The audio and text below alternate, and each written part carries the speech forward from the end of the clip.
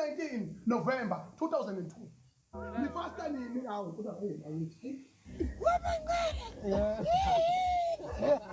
Kirango lalela mfowethu unginyenyisa kakhulu mbana ngimazo waplenja ngabe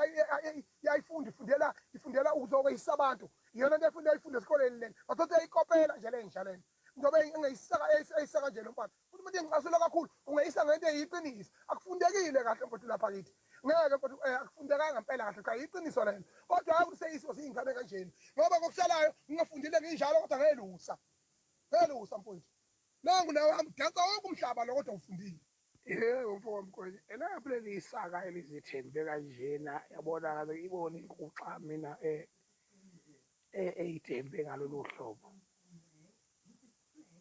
hey kushana umbale ngawugcina ngiselusa kuthi ubukhwebezana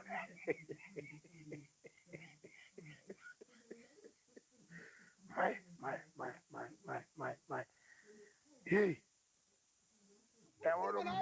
ngibhalele amasimba la ngibhalele amasimba la ngiyabloka lo hazane lo akumina ngasho isizwe la